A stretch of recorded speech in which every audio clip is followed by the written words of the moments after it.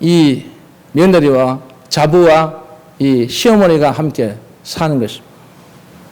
그래서 이 나오미를 생각할 때 이제 고향으로 돌아가야 되겠다. 그래서 오늘 이 본문은 바로 뭐냐면 이제 남편들이 다 죽었으니까 이제 너희들 고향으로 돌아가라는 것입니다. 아마 요즘 같으면 시어머니가 그렇게 얘기하면 예, 어머니 알겠습니다. 어머니 빠이빠이 그리고 어머니하고 여러분 왜? 이 젊은 사람이 어떻게 여러분 일평생 살 수 있겠습니까? 다시 재혼해야 되는 거 맞잖아요, 여러분. 그런데 오늘 이 본문에 보면 이 오르바라는 이 며느리는 자기 고향으로 돌아갔어요.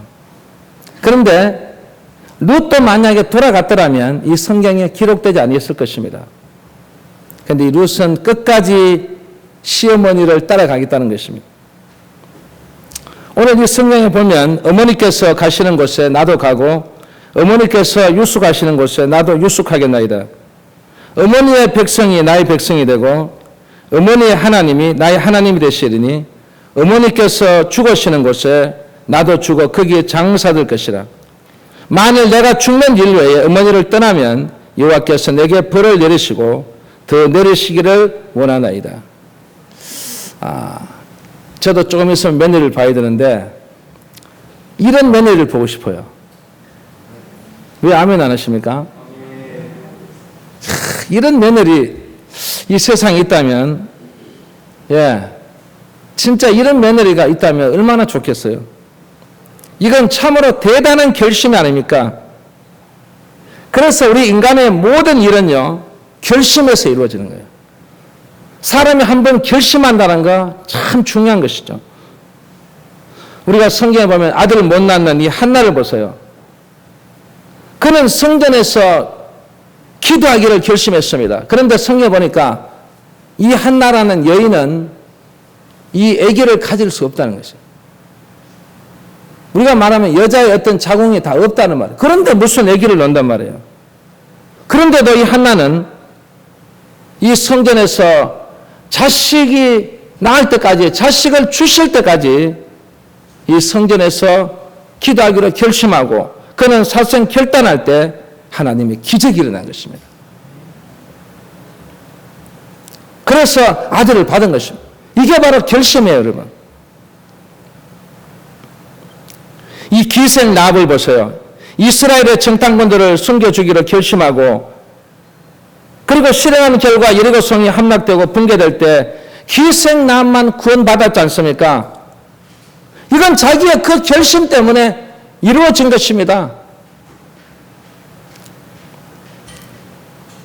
우리 교회도 마찬가지예요. 우리가 이 다음 세대를 준비하기 위해서 정말 인재를 만들기 위해서 우리가 결심하고 우리가 열심히 지금 홍보하고 전도하고 있습니다. 저는 그 결심이 헛되지 않을 줄 믿습니다. 그리고 성경에 나오는 이 삭개오를 보세요. 이 삭개오는 예수님을 보기 위해서 그는 세리장입니다. 요즘 말하는 한번에 말하면 세금을 그거 하는 한번에 말하면 그 장이란 말이죠. 그런데 이 사람이 어디 올라가서 뽕나무 위에 올라간 거예요. 그것은 뭐냐면 자기의 직위를 내려놓고 그리고 고위직에 있는 이 사람이 체면을 불사하고 그는 뽕나무 위에 올라가서 그는 예수님을 바라보는 그 순간에 그는 주님의 구원을 받게 된 것입니다. 이 삭개오처럼 그런 결심을 가지니까 주님을 만나게 되고 그리고 주님께서 그에게 기쁨을 주고 그리고 그의 마음속에 예수 그리스도를 영접하는 놀라운 역사가 일어나게 된 것입니다. 그래서 인간의 모든 행동은 결심에서 나오는 거예요. 여러분들도 결심해야 됩니다. 가정을 살리겠다는 결심, 가정을 위해서 어떤 일, 모든 사업을 한데도 결심, 우리 학생들 공부한데도 결심, 우리 교회를 위해서도 일하는 것도 다 결심인 것입니다. 룻이 모압에서 이스라엘로 국적을 바꾸었다는 것은 이 세상의 호적을 가지고 있다가 하나님의 백성으로 바꾸었다는 의미이지 않습니까? 룻이 이방 여자로서 그가 천국 시민권을 내가 가지고 내가 하나님을 믿겠다는 것입니다. 내가 지금까지 신앙생활 하다 보니까, 내가 지금까지 믿다 보니까 진짜 참 하나님을 찾았다는 것입니다. 그래서 어머니 곁을 떠나지 않고 어머니와 함께 가고, 어머니가 믿는 하나님을 내가 믿고, 어머니와 함께 내가 가서 살다가 내가 죽고, 내가 마지막까지 어머니와 함께 하겠다는 것입니다. 그래서 이것은 룻의 결심은 죽음까지 마지막 결심하겠다는 것입니다. 여러분, 죽음을 결심하면요, 무서울 것이 없는 것입니다. 그래서 우리 기독교인들은 이 죽음을 초월한 사람들이 되어야 됩니다. 이 시간 룻의 결심을 통해서 우리는 참된 의미를 살펴보아야 됩니다. 첫째, 룻의 결심은 효성을 끝까지 지키겠다는 결심입니다. 룻은 이 부모에게 효성을 다한다는 윤리감이 앞서 인간으로서 볼 수 없는 이 인간성의 미를 가졌다는 것입니다. 여러분, 인간성의 미가 뭡니까? 인간성의 미는요, 행동으로 실천하는 것입니다. 그는 이방 여자지만 베들레헴에 한 번도 가보지 않았던 이 롯이 베들레헴으로 왔고, 그리고 시어머니를 위해서 보리 이삭을 주어서 시어머니와 함께 살았습니다. 이것이 바로 한마디로 말하면 우리가 이 행동으로 실천하고 인간성의 미라하는 것은 자꾸 무엇인가 이렇게 만들어갈 때 그게 아름답게 보이는 것입니다. 우리가 말을 한마디 하는 것도 아름답지 않습니까? 그런데 어떤 말은 아름답지 못한 것입니다. 그래서 인간성의 미라는 것은 무엇인가 한마디를 하면 그 말에 대해서 굉장히 감동을 받고, 그 말에 대해서 느낌이 있고, 그 말에 대해서 정말 우리 모두가 함께 공감하게 되는 것입니다. 그래서 인간성의 미라는 것은 바로 마음의 미라는 것입니다. 그래서 이상적인 이 여인상은 우리의 용모의 미모보다 이 마음의 미, 마음에서 나타나는 미가 더 아름답다는 것입니다. 그래서 베드로전서 3장 3절에서 4절 말씀 보면 너희 단장은 머리를 꾸미고 금을 차고 아름다운 옷을 입는 외모를 하지 말고 오직 이 마음에 있는 이 마음속에 숨은 안정한 심령에 썩지 않을 것 살아있습니다. 여기 안정한 심령이 뭐예요? 바로 타인에 의해서 일어나는 동요에 흔들리지 않는 평온함을 말하는 거예요. 이 사람을 보면 저도 평온해요. 이 사람 보면 저도 막 급해져요. 그래서 여러분, 어떤 이 사람을 보면 너무너무 평온한 거예요. 평온해서 이 사람을 보면, 그 사람 보면 어떻게 마음이 안정이 되고, 그 사람만 보면 무엇인가 모르게 마음의 느낌이 확실히 다르다는 것입니다. 이 용모의 미라는 것은 일시적으로 권태기가 오지만 마음의 미는 솟아나는 샘물처럼 항상 마음을 감동시키는 거예요. 여러분, 오늘 이 자리에 있는 여러분들, 정말 여러분을 통해서 수많은 사람들에게 감동을 줄 수 있는 자들이 되어야 됩니다. 그리고 마음을 사로잡는 자가 돼요. 이 마음을 사로잡는 자. 그 사람들이 바로 이 마음이 미라는 것입니다. 이 사람들이 바로 예수 믿는 사람들, 그리스도인이 그렇게 돼야 된다는 것입니다. 그 두 번째는 룻의 결심은 이 정조의 여인이 되겠다는 결심인 것입니다. 룻은 일편단심으로 한번 먹은 이 마음을 끝까지 지켜나간 정조의 여인이었습니다. 남편이 죽은 후에도 미망인으로 유대인 속에 남아있기를 결심한 것입니다. 룻은 살아있는 불행한 시어머니와의 관계를 끝까지 지켰다는 것입니다. 여기에 정조가 뭡니까? 바로 남에 대한 신입니다. 그리고 자신의 사명감에 대한 그 충실 역시 정조의 영역에 속한다라고 했습니다. 여러분이 잘 아는 이 가룟 유다가 보세요. 은 30에 스승을 팔았던 일도 이 정조를 판 행위인 것입니다. 그리고 에서가 팥죽 한 그릇에 이 장자의 명분을 판 것도 바로 이 정조를 가볍게 본 행위인 것입니다. 그리고 요나에게 사명을 감당하라고 니느웨이로 보냈는데 요나는 사명에 충실하지 못하니까 그는 그 인생이 꼬이기 시작한 것입니다. 인생이 어떻게 꼬입니까? 풍랑을 만나게 되는 것입니다. 여러분은 풍랑을 만나서는 안 됩니다. 결국은 풍랑에 만나서 바다에 던져지는 비극을 맞아야 된 것입니다. 이것은 무엇을 하냐면 이 정죄를 가볍게 여겼던 결과인 것입니다. 결국 요나는 뭐라고 말합니까? 하나님 살려만 주신다면 다시 니느웨로 가겠습니다. 오늘 이 자리에 참석한 사랑하는 성도 여러분, 이런 우리의 모습이 되지 않기를 원합니다. 그래서 이런 모습 돼서 살려달라고 하나님 응답하니까 하나님께서 뭐라고 말합니까? 이제 너는 훈련이야. 훈련을 받아야 된다는 것입니다. 여러분은 이 훈련이 끝나 있어야 됩니다. 아직도 훈련을 받고 있으면 안 된다는 거예요. 아직도 여러분 이 고된 훈련, 이 요나처럼 고기 뱃속에서 그는 그 훈련받고 있는 그 고통받는 그런 모습이 되지 않기를 원합니다. 오늘 이 자리에 참석한 여러분은 이 훈련이 끝나서 여러분 정말 이 사명에 충실하고 정말 하나님의 은혜 속에서 정말 하나님의 그 은혜와 그 사랑을 받고 살아갈 수 있는 그런 여러분들이 꼭 되어야 될 점이 있습니다. 그리고 세 번째 룻의 결심은 신앙을 지키겠다는 결심인 것입니다. 17절 말씀 보면 어머니 하나님이 나의 하나님이 되시리니 라고 결심했습니다. 이 말은 무슨 말입니까? 룻은 한 우물만 파겠다는 것입니다. 여러분들도 한 우물만 파셔야 돼요. 하면 무엇이 하면 거기에 꽂혀야 됩니다. 그걸 어떻게 하든지 거기 해야 돼요. 우리 청소년 때 마찬가지로 한 우물을 파야 돼. 열심히 공부해야 된다는 거예요. 열심히 준비해야 된다는 거예요. 그래서 이 룻은 오직 하나님만 믿고 따라가는 거예요.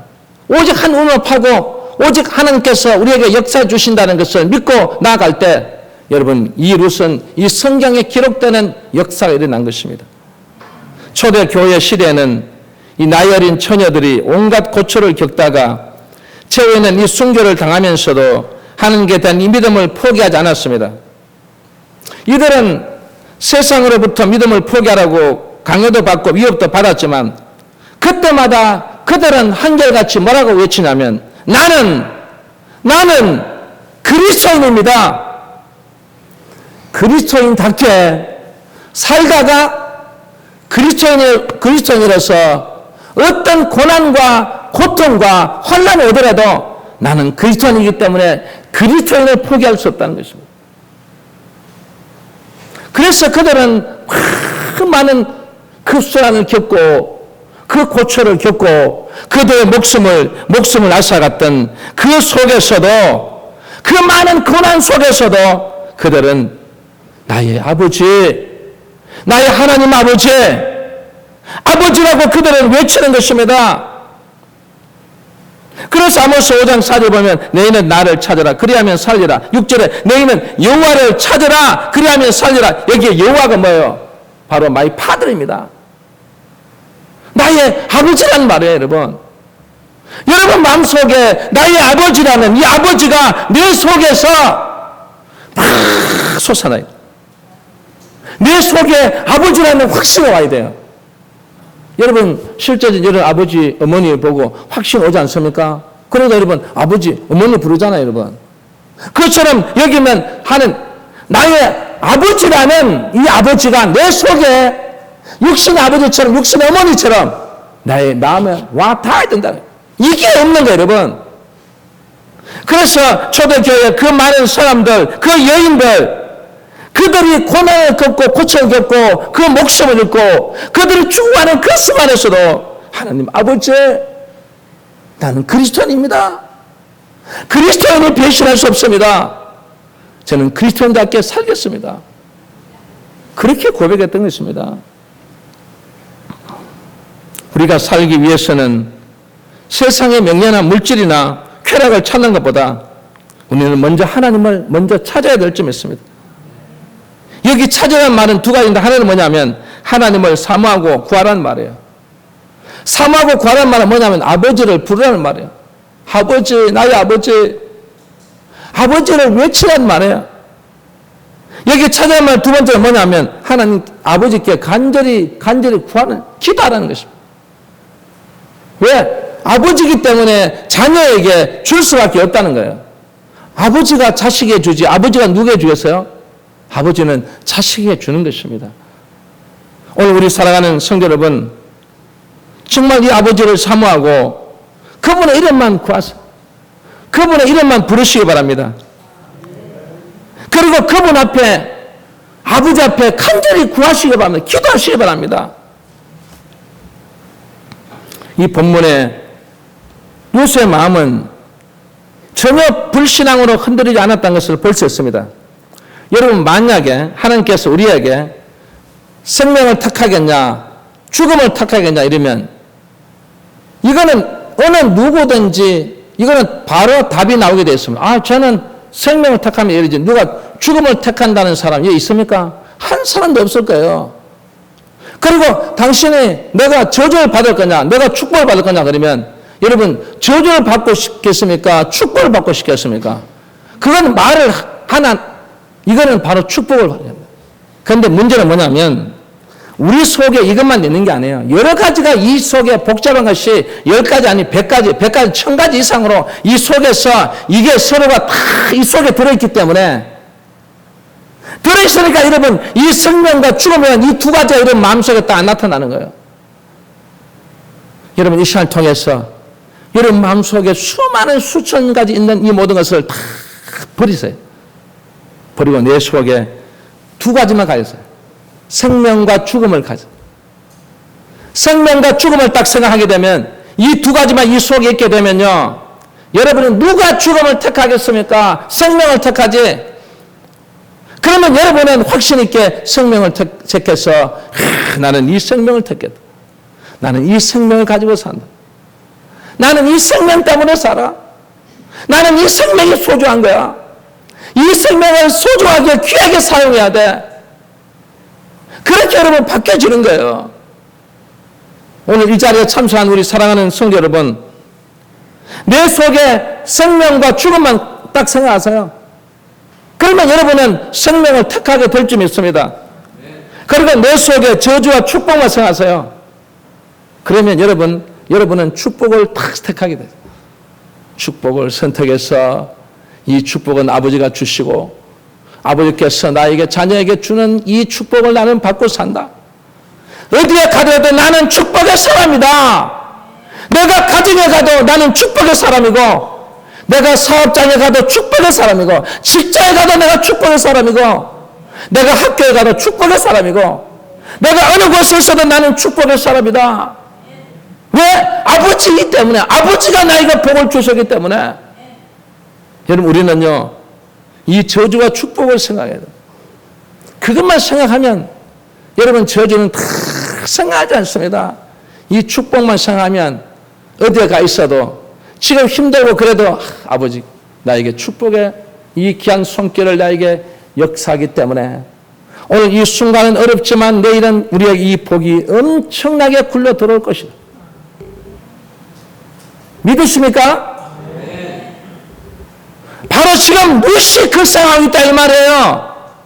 내가 여기에서 시어머니와 함께 가서 베들레헴으로 갈지라도 그러나 내가 거기에 가면 반드시 이 축복에 아버지께서 나에게 복을 주시리라. 지금 무시 그 상황이 있다 이 말이에요.